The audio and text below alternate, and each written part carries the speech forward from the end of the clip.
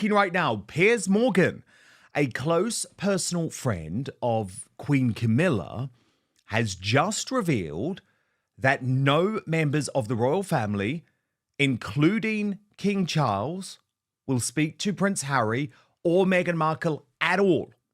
All contact has been cut. According to Piers, a royal insider who you'll also remember hangs out quite a bit with Beatrice and Eugenie, the princess daughters of Andrew. I want to take you through exactly what Piers told the US broadcaster, good friend of mine, Meghan Kelly, because he's also branded Meghan Markle a nasty little bully. You won't get any disagreement from me there. We're going to get analysis from the editor of the Royal News Network. We've got to watch along together because this is a bombshell after bombshell interview from Piers to Meghan. On their website, it says that they're all about compassion. They're compassionate people. They're also all about mental health and helping people with mental health. They've been very vocal about that recently, about the perils of online trolling and the effect it has on people's mental health. And yet here we are with Vanity Fair, the Hollywood Bible, the thing that Meghan was most thrilled about getting the cover of a few years ago when she got engaged to Harry, which went down very badly with the palace at the time, I can tell you. But now it reveals that actually she in particular is a nasty little bully who sends staff into therapy. Think about that for a moment. This also follows all the stories about her bullying staff over here in the UK, many broken by which is unresolved. NDAs stopped all that stuff coming out, but she bullied people in a very unpleasant way over here.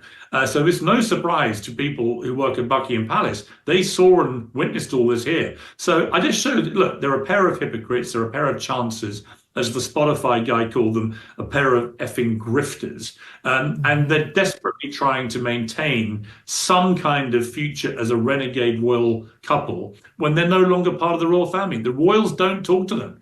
The king does not talk to his own son. None of the senior royals talk to these two. They are total pariahs in the family because the only currency they have is trashing the royal family and the monarchy. And every time they try and do something else, nobody cares. No one cared about their podcast series. Nobody cared about the polo series recently. Nobody cared about any of it. All they want to hear is the dirt. And these two, for 5 years, have reveled and wallowed in royal dirt for vast amounts of money. And that's what makes Prince Harry's ongoing campaign against the UK newspapers, which had another flare-up this week. If you watched to the end of this video, you'll know the real reason senior royals have gone silent on Harry and Meghan, the exact timeline of how that silence hardened, what Piers Morgan actually claimed on air, how those claims connect to earlier reports and investigations, why the palace might be choosing strategic silence right now, and what it all means for the Sussexes' next moves and the monarchy's future. Let's get into it. Here's the headline that set social media on fire.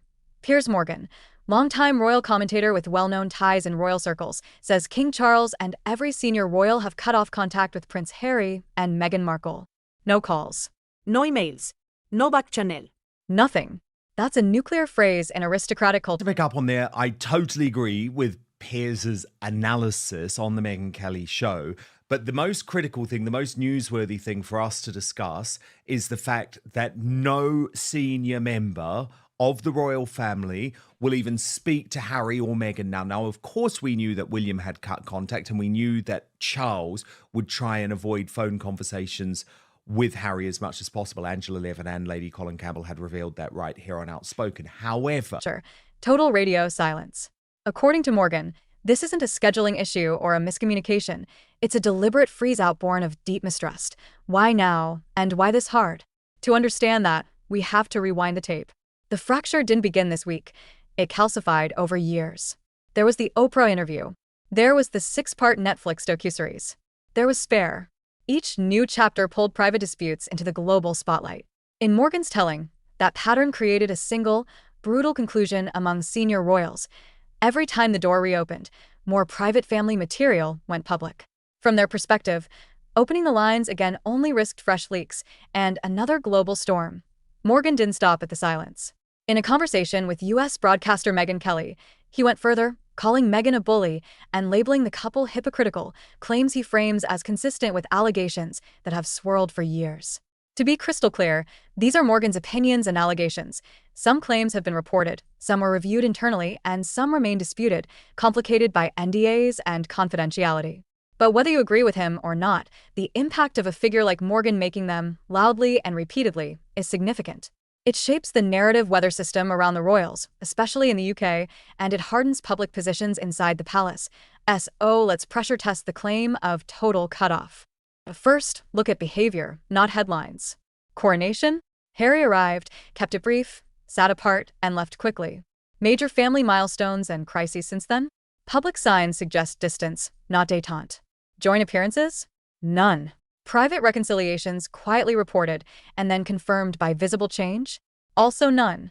In royal life, absence is a message, and the message across months has been consistency. Separate tracks, minimal overlap, and no public warmth. Here's where the strategy comes in. You've heard the phrase, never complain, never explain. In 2024 to 2025, the more accurate maxim might be, never amplify.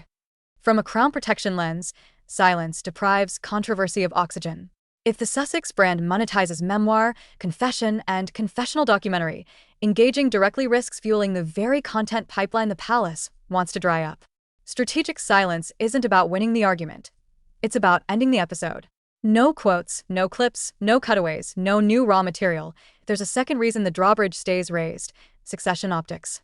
With Catherine's health battles and the king managing his own health, the firm's bandwidth for drama is near zero. The institution needs a stable front bench and clean messaging: duty, continuity, service. Engaging in a public reconciliation that might boomerang into another tell-all would be the communications equivalent of juggling lit matches in a dry forest. If you're advising the palace, you say, keep calm, keep distant, keep moving. Now let's talk brand gravity on the Sussex side. Morgan argues that when Harry and Meghan venture beyond royal-adjacent content, podcasts, lifestyle projects, polo series, the audience interest dips.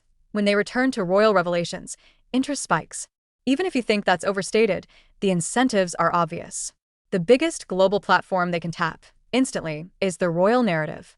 That's the catch. 22. The more monetizable the royal story is for them, the more reason the palace has to quarantine any new contact. What about the bullying allegations Morgan repeated? They're serious and sensitive. Some accounts have surfaced over the years, some lines were investigated internally, and not all details are public. That ambiguity actually reinforces why insiders would favor silence. The palace can't relitigate old HR processes in public, and the Sussexes won't accept characterizations they reject. Stalemate. Which returns us to the freeze-out. When there's no mutually trusted forum to settle disputes, each side controls only one lever: access. The palace has closed it. Let's map the timeline that got us here. Step 1. A slow drift during the final months before Megxit. Step 2. The Oprah detonation. Allegations at planetary scale. Step 3. Netflix. More detail, more narrative control from the Sussex side. Step 4. Spare. Names, quotes, family scenes in stark detail. Step 5. Legal battles with the British press, extending the conflict environment and keeping every royal-adjacent development in court filings and headlines.